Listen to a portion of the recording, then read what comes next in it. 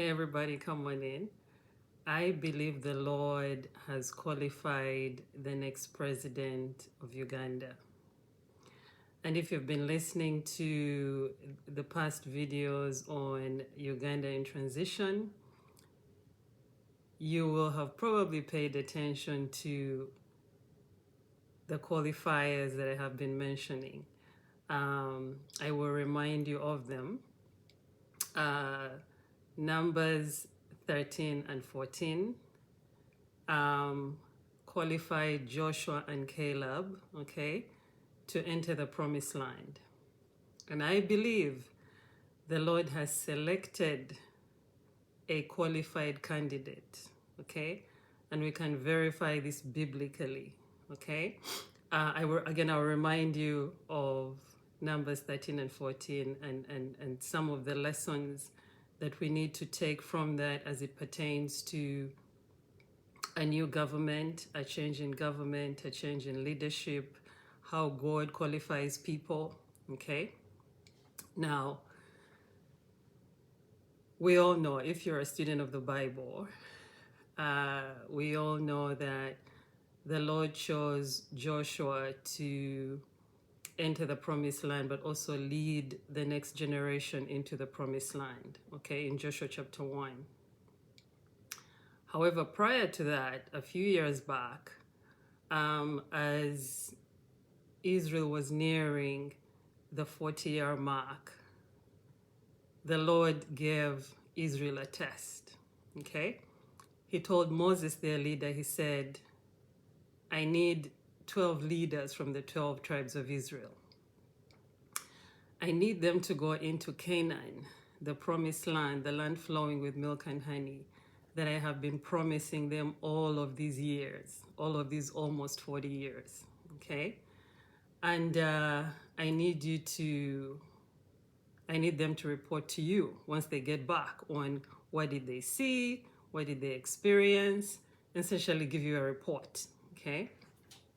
Well, the 12 spies went into the promised land. They saw the figs, they saw the bountiful harvest, but they also saw giants, humongous giants, giants that they were not trained, they were not equipped to confront, to war against, to fight, let alone to wage any war against, okay?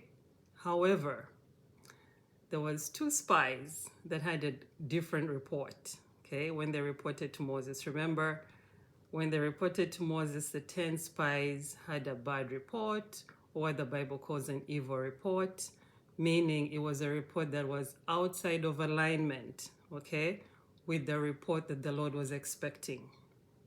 Now, the two spies, Joshua and Caleb, were in alignment, okay?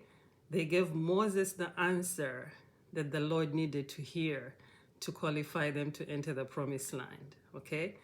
In other words, you saw the giants, you saw the produce, you saw the bountiful harvest. It was nothing like what you had ever seen ever before in Egypt or in the wilderness. And despite the height and the size and the intimidation of the giants, okay, you still advocated, okay, for Israel and said, we are well able to take those giants. They may be bigger than us. They may be more skilled than we are. They may be gigantic warriors. Whatever qualifier that they have, we certainly don't have, okay? The only qualifier that we have is the Lord, who has brought us this far, almost 40 years, okay, out of the wilderness.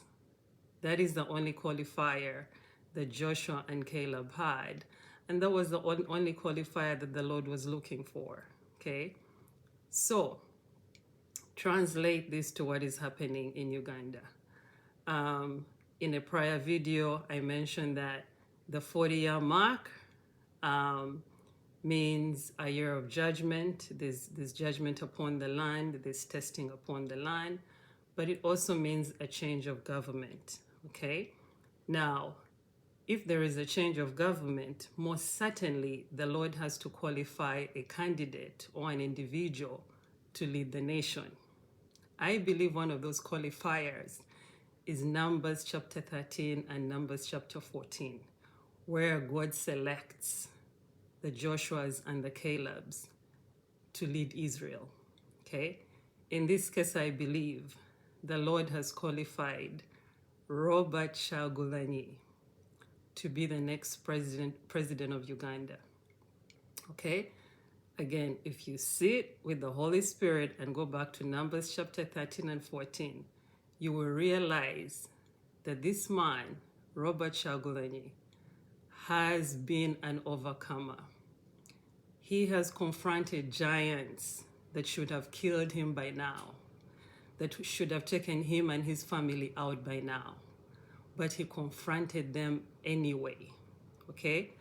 I didn't watch the presidential debate, but I kind of saw some of the highlights on X, and I know from some of the highlights I saw, the way that he was speaking, he spoke like an overcomer.